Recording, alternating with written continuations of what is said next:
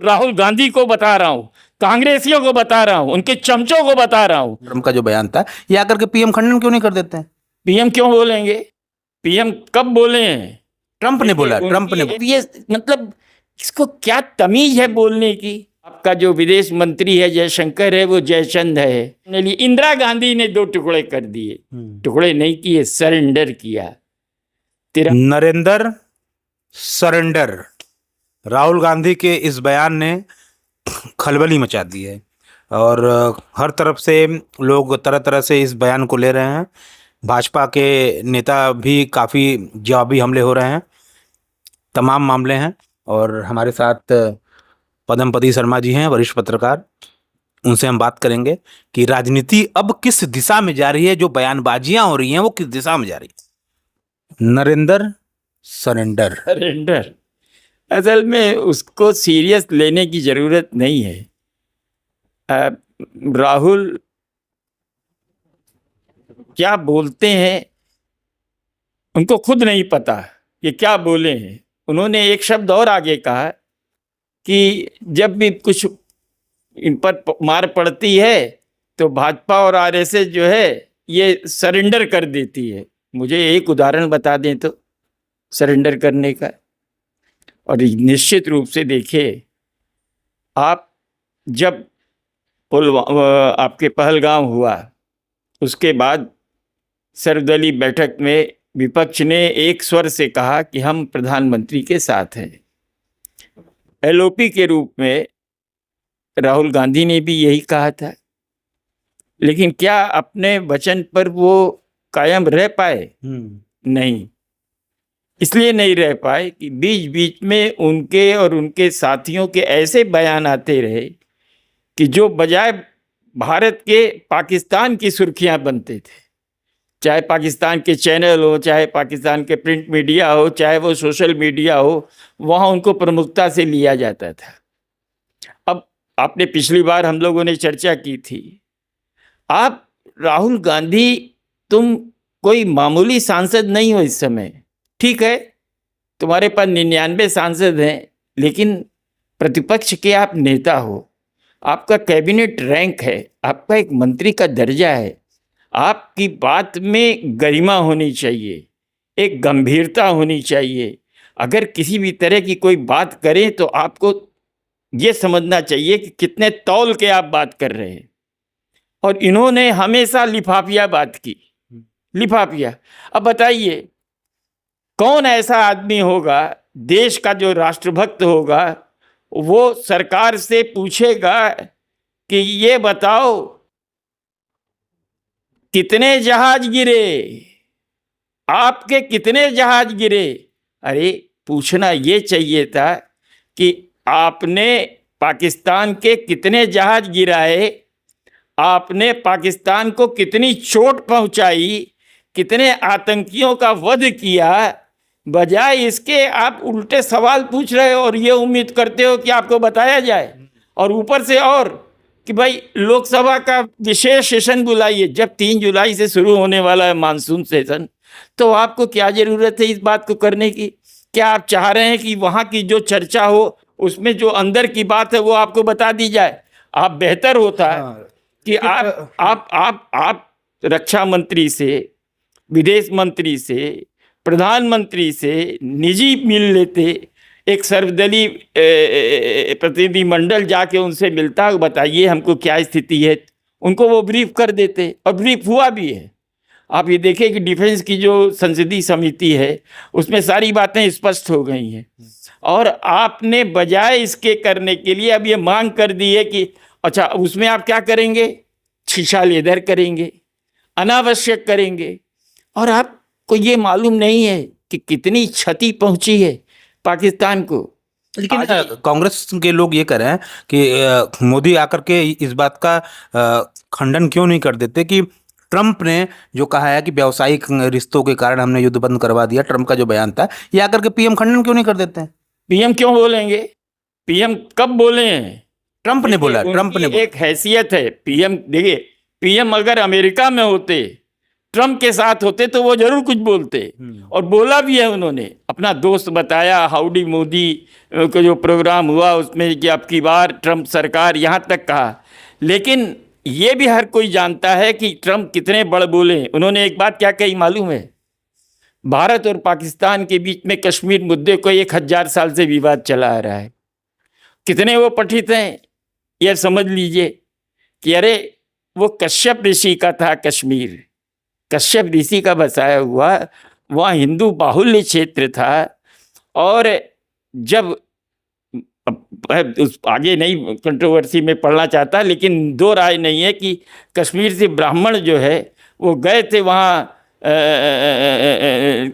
काबा और रक्षा करने गए थे जब बवाल हुआ था वहाँ। कश्मीर के ब्राह्मण काबा गए थे? करबला की लड़ाई जब हुई थी, करबला की लड़ाई मदीना गए थे, मदीना गए थे। आप सोचिए कि और पहली मस्जिद जो है वो कहाँ बनी है आपको पता है?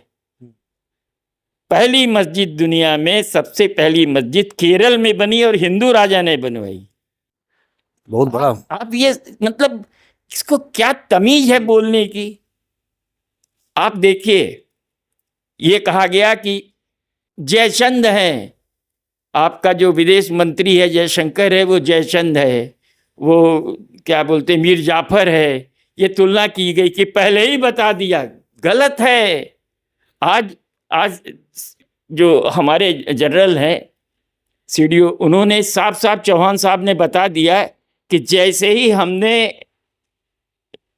पाकिस्तान के 9 आतंकवादी अड्डों को तबाह किया, 5 मिनट बाद हमने बता दिया कि देखिए हमने आपके सिर्फ आतंकवादियों पर हमला किया है, हमने सेना पर या आम नागरिक पर किसी भी तरह का कोई हमला नहीं किया है। लेकिन बजाय पाकिस्तान को इस बात को स्वीकार करने के, उसने प्रत्याक्रमण कर दिया। ये उसकी ओर से आक्रमण हुआ है, हम युद्ध नहीं करने गए थे। और मोदी ने जो कहा था कि आतंकवादियों का साथ देने वाले और आतंकवादियों को मिट्टी में मिला देंगे, में 22 अप्रैल की घटना का जवाब जो है 9 आतंकवादी अड्डों को तबाह करके दे दिया था उन्होंने। ठीक है, तो आपने जो है जबरदस्ती आपने हम पर जब हमला किया तो हमारी फौज बहुत तैयार है। और इस बार भारतीय सेना ने पूरी दुनिया को दिखा दिया कि ये जो आधुनिक युद्ध है वो कैसे लड़ा जाता है, चाहे वो साइबर हो, कंप्यूटर से हो, मिसाइल से हो, हर तरह से भारत ने दिखाया कि वो। राहुल गांधी तो कह रहे हैं कि सरेंडर कर दिया मोदी ने। यही अब बताइए, सरेंडर किसने किया? सरेंडर किया आपके पूर्वजों ने, लगातार सरेंडर किया है। अरे पढ़ लो यार, इतने बड़े मूर्ख नहीं हो कि जवाहरलाल नेहरू ने सरेंडर क्या किया था। अगर सरेंडर न किया होता तो ये कश्मीर जो पीओके है इसका रोना नहीं रोवाना होता है। सरेंडर किया था 50 के दशक में, जब यूएनओ में अमेरिका ने ऑफर दिया कि आपको सुरक्षा परिषद का स्थायी सदस्य बनाया जाता है, तो वही पंडित जवाहरलाल नेहरू ने कहा नहीं हमें नहीं, ये सरेंडर किया और चीन को। आज वो चीन कितनी गले की फांस बन गया है, वीटो पावर की बात बताने की बात नहीं है। अच्छा, सरेंडर 65 में आप ये देखिए कि जैसे कि ये क्या नाम है, आसिम मुनीर, इसने जो डींग हाँकी थी लंबी चौड़ी, लापता है, कहीं मिल नहीं रहा। वैसे ही जो डींग हाँकी थी फील्ड मार्शल अपने ले लिया था। जैसे कि आसिम मुनीर ने हार के बाद फील्ड मार्शल लिया है, वैसे ही फील्ड मार्शल की पदवी जो है अयूब खान ने ले ली थी।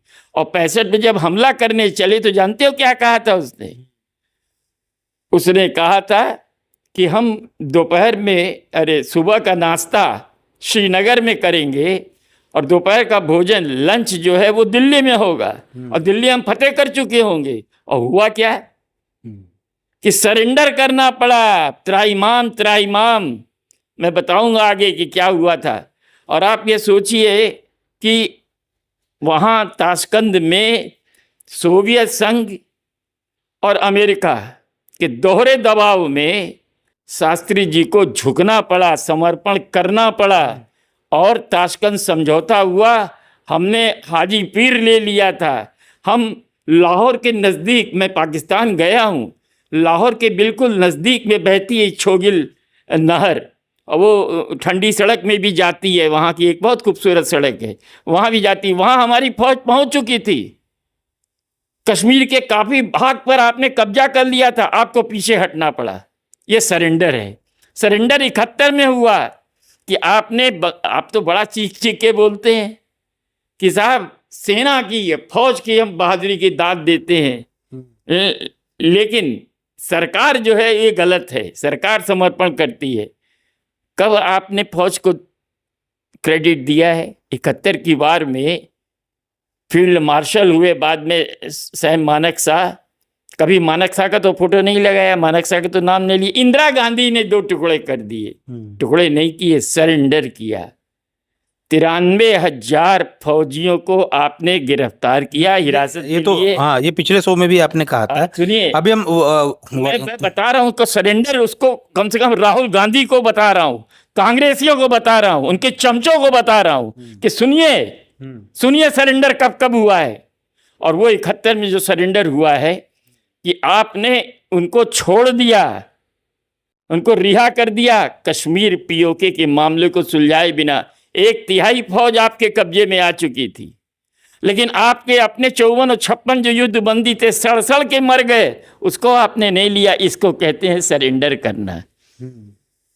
इसको सरेंडर करना कहते हैं कि जब आपने 2000, अच्छा आप देखिए कि संसद पर हमले से लेकर के 2013 तक कहाँ पर अटैक नहीं हुए, किस तरह से अटैक नहीं हुए। आपने किया क्या? केवल सरेंडर, डोजियर दिया, हाँ देख लेंगे, कर लेंगे, फलाना है। और 2008 जब आया, उस समय एक सुनहरा मौका था, उस मौके को आपने गंवाया। जब हमारा एयर मार्शल कह रहा है कि साहब हम कराची को ध्वस्त कर देंगे, उनके अड्डों को ख़त्म कर देंगे, आप हमें परमिशन दीजिए, नहीं दिया। क्यों? क्योंकि उनको कहना है कि कांग्रेस के समय में सरेंडर होता था, कांग्रेसियों ने सरेंडर किया। बताइए, एक बात बताइए कि कब एनडीए सरकार ने सरेंडर किया है? हाँ, पाकिस्तान से संबंध सुधारने की कोशिश एनडीए फर्स्ट और एनडीए सेकंड दोनों में हुई। अटल जी बस लेके, समझौता एक्सप्रेस, बस लेके गए।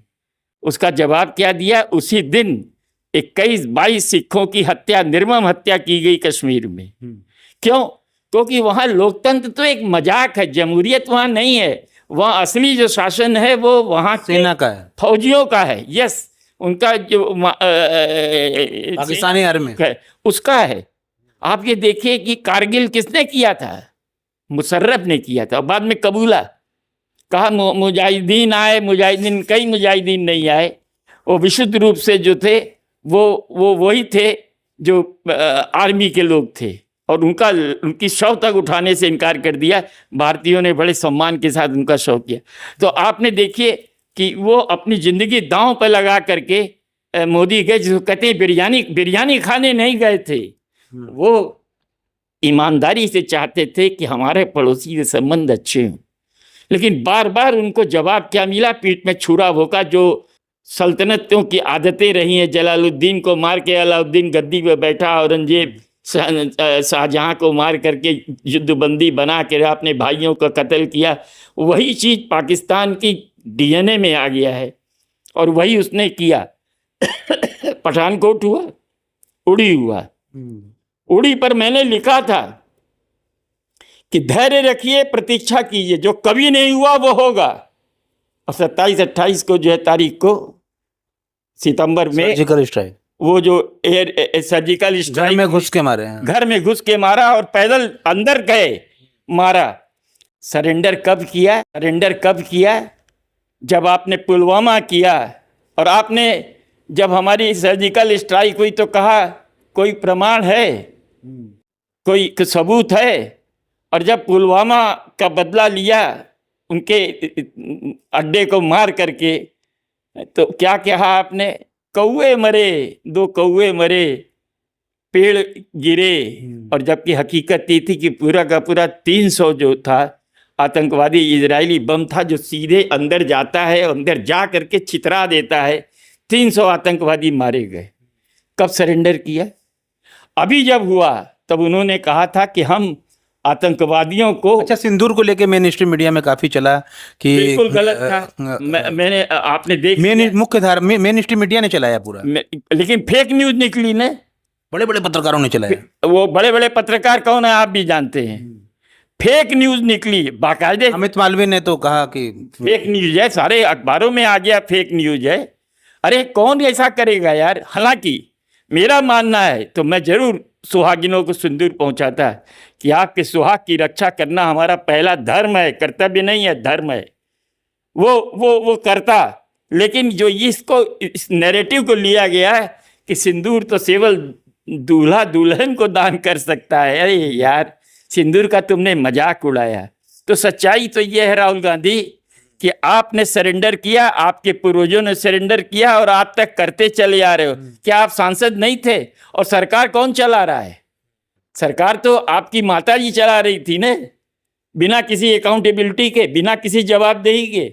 यूपीए सरकार जो 2 सत्र में चली है वो किसने चलाई? कौन है? पुलक चटर्जी IAS, जो लेके फाइल जाता था वहाँ 10 जनपद में, और वहाँ दस्खत होते थे जब, तब वो फाइल आगे बढ़ती थी। दस्खत तो अलग से एक चिट लगा दी जाती थी, तब वो होते थे। मनमोहन सिंह, मैं फिर दोबारा दोहरा रहा हूँ, बड़े ईमानदार थे, बहुत योग्य अर्थशास्त्री थे। आज वो दुनिया में नहीं है, उनकी आलोचना नहीं करना चाहिए, लेकिन वो पैदल से ज़्यादा नहीं थे। प्रधानमंत्री की गरिमा का पद जितना उनके शासनकाल में गिरा है, भगवान न करे कभी इतिहास में ऐसा नौबत आए, ऐसी नौबत आए। आखिरी सवाल, नरेंद्र सरेंडर को लेकर हर तरफ बवाल हो रहे हैं, आप क्या राहुल गांधी अगर हमारे चैनल देख रहे हैं तो क्या उन्हें कहेंगे? राहुल गांधी को मैं ये कहना चाहूँगा कि आत्मविश्लेषण करो, अपना इंट्रोस्पेक्शन करो। आपको ये मालूम होना चाहिए कि आज ही सुबह, कल शाम को पाकिस्तान के डोजियर ने इसको स्वीकार किया कि केवल 9 आतंकवादी अड्डे नहीं बल्कि 11 हमारे एयरबेस, 12 में से 11 एयरबेस जमींदोज किए भारतीय फौजों ने। और यही नहीं, 8 और जगह अटैक किया। और वहाँ आप समझिए कि पेशावर और ओटक ये 700 और 1000 किलोमीटर की दूरी पे है। यानी कि हमारे विमान निर्बाध गए हैं और तुम्हारा जो डिफेंस सिस्टम है वो कहाँ था। ये बात तो स्वयं स्वीकार किया है। तो जब ये स्वीकार कर लिया, और सवाल ये है कि मैं बार बार टाइमिंग कह रहा हूँ कि आप पढ़ो, आप पढ़ते नहीं हो, और पढ़ते हो तो जानबूझ करके अनपढ़ बनते हो। आपको ये पता होना चाहिए कि ये जो चीज़ें कही गई, पहली बात तो ये है कि जयशंकर मीर जाफ़र नहीं है। मीर जाफ़र तो आपका और आपके ये चमचे हैं जो पाकिस्तान की भाषा बोल रहे हैं, वो है असली जयचंद। और दूसरी चीज़ ये है कि जहाँ तक आप ट्रंप की बात कर रहे हैं, क्या आपको ये मालूम नहीं है कि 48 घंटे में भारत को नष्ट करने वाला पाकिस्तान 8 घंटे में घुटने टेक बैठा, हाथ जोड़ा, ट्रंप के पास गया होगा और ट्रंप से कहा होगा कि सर कुछ करिए। ट्रंप क्या कर सकते हैं? वो जो हमारा GDMO है उसके पास 1 बजे उसने संपर्क किया हॉटलाइन पे, तो ये कहा गया हम बताएंगे आपको सोच के। फिर 3:30 बजे जो है उनसे बताया और 5:30 बजे ये जो है घोषणा हुई। इसके बीच में 4:30 बजे करीब ट्रंप का बयान आ जाता है। क्यों? क्योंकि पाकिस्तान जाके वहाँ बोला कि सर 5 बजे 5:30 बजे जो है शायद युद्ध विराम हो जाएगा, उन्होंने हामी भर ली है। उसने महफिल लूट ली और बार बार बयान को बदलता रहा है। अभी भी आपको ये विश्वास नहीं है कि सच क्या है, तो सच को जानो। एक बात मैं फिर कह रहा हूं, कांग्रेस देश की सबसे पुरानी पार्टी है। कांग्रेस एक सशक्त विपक्ष के रूप में उभरे, लेकिन कांग्रेस की ये विडंबना है, ये देश का दुर्भाग्य है कि ये कांग्रेस पार्टी एक परिवार विशेष से रूप से चलाई जा रही है, और वो परिवार विशेष कहीं भी भारतीय नहीं है। कोई इटली का है तो कोई इंग्लैंड का नागरिक है, और वो उनकी सोच जो है वो किसी भी कीमत पर भारतीय नहीं है। तो हम देश को एक सशक्त विपक्ष चाहिए। तो इसलिए कांग्रेसियों से मेरा निवेदन है कि इसको जल्दी से जल्दी विदा कीजिए, कॉलर पकड़ के फेंकिए इसको, तब देश बचेगा। मैं नहीं कहता कि साहब जिंदगी भर भाजपा रहे, कांग्रेस को भी आना चाहिए, कांग्रेस ने कुछ अच्छे काम भी किए, ऐसा नहीं है। लेकिन आज की तारीख में अगर कोई कहे कांग्रेस का क्या हाल है, तो मैं यही कहूँगा बहुत बुरा हाल है। धन्यवाद।